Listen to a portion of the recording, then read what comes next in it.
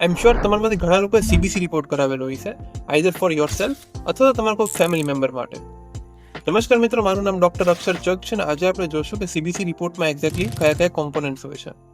તો સીબીસી રિપોર્ટમાં basically 3 components હોય છે. The first is RBC, second is WBC and the third is blood platelets. આરબીસીનું main કામ હોય છે ઓક્સિજન ટ્રાન્સપોર્ટ માટે. હવે જ્યારે બી આપણે શ્વાસ લઈએ છીએ ત્યારે જે ઓક્સિજન, ફ્રેશ ઓક્સિજન છે તે આપણે લંગ્સમાં પહોંચે છે અને from the lungs it gates distributed to the body. હવે આ જે ડિસ્ટ્રીબ્યુશનનું મેઇન કામ છે તે આરબીસીનું હોય છે, સ્પેસિફિકલી આરબીસીની અંદર રહેલા હિમોગ્લોબિનનું. The second component is WBC, જે આપણું ઇમ્યુનિટી માટે ખૂબ જ ઇમ્પોર્ટન્ટ છે.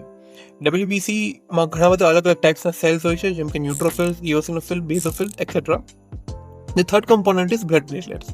બ્લડ પ્લેટલેટ્સ જે છે એ બ્લીડિંગ અટકાવવા માટે અથવા તો લોહીને જમાવવા માટે ઇમ્પોર્ટન્ટ હોય છે. અને આગળની રીલ્સમાં આપણે જોશું હરેક કોમ્પોનન્ટને ડિટેલમાં. અને આવી જ રીતે હેલ્થ અવેર રહેવા માટે ડુ ફોલો ફોર મોર.